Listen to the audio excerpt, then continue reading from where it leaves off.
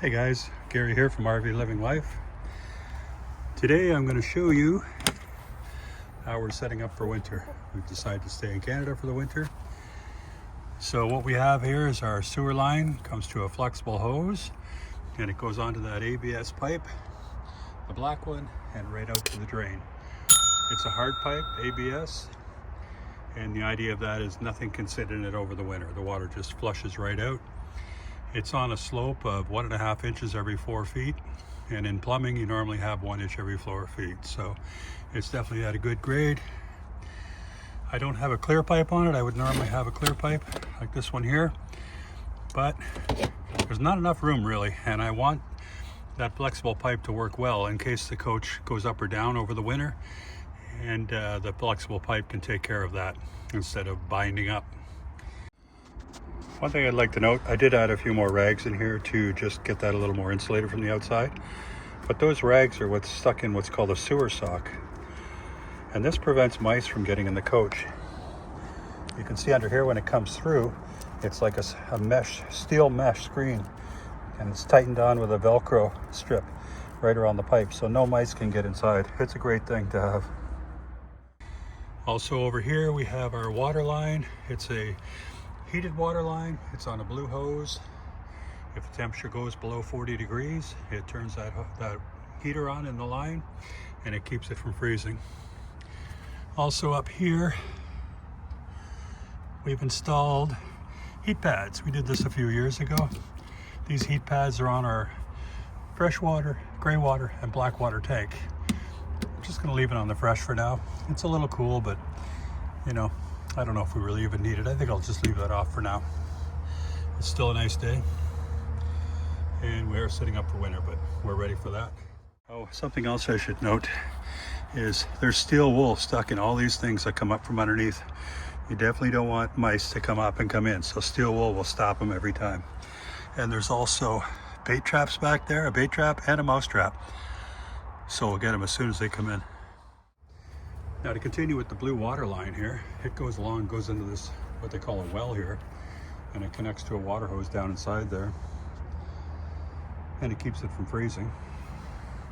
And there's a cable that comes along and goes into the box, and inside the box there's a breaker up here for it. This breaker is for this line here, and when you turn that breaker off, the light goes out.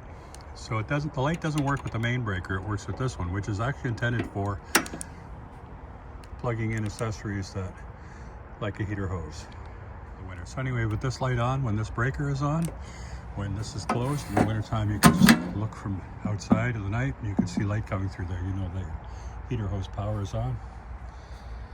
We also put all of our jacks on wood blocks, so there'll be no settling or sinking, or at least less, you know, because we do have flexibility in here for shifting. We may have to level the coach a few times over the winter, depending on how much it heaves around here. We were considering putting a skirt around the bottom of the coach, but we've decided against that. We have a fully heated basement, so it's really not necessary. Some people do skirt their coaches, but we don't think it's necessary. We stayed here during COVID and we never had any problems. So heading down this way, you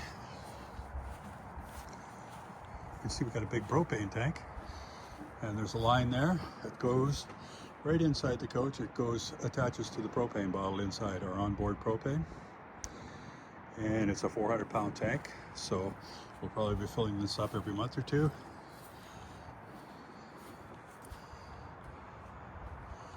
Brown's Propane, there are the people servicing this tank. It also has a remote box on top here where we can see on our phone how much propane is in it. I think right now it's around 79%. Also over here on the grass, we put some patio stones because in the winter you don't want to be walking on grass with snow on the surface. We will be getting snow here. I'll show you a picture of the worst snow we had here last time we stayed. We might accumulate about 6 inches of snow over the winter, but when it gets warm, it just goes away. Okay, let's take a look in here.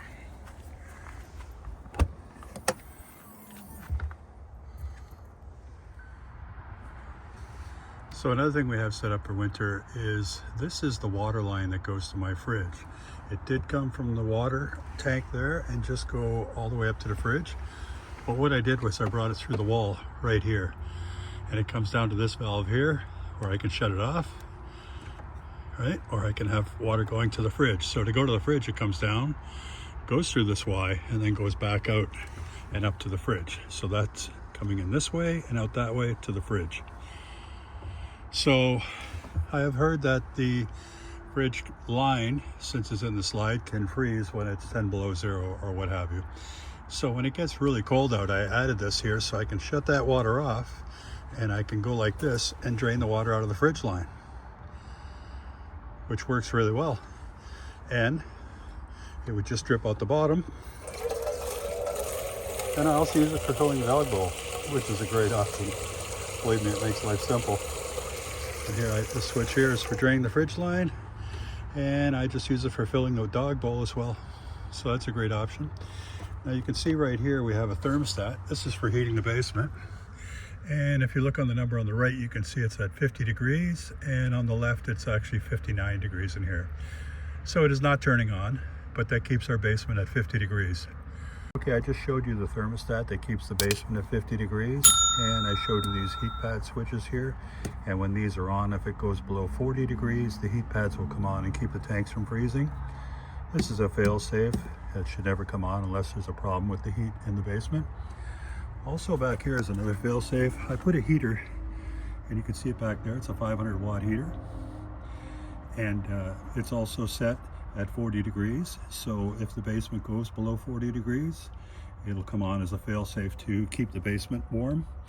And up here's the thermostat for the heater. And the way that works is the cable from the heater goes through the wall over here and then comes back to this thermostat.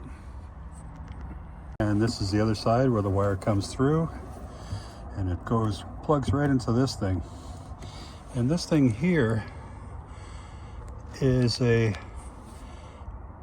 thermostat that turns the power on and off. So I have this set at 40 degrees. Right now it's 55.7 in here.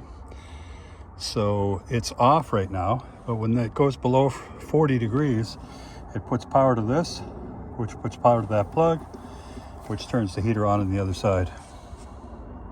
And that's it, guys. Thanks for watching, and we're all set for winter. We'll see you in the next one. Take care now. Bye.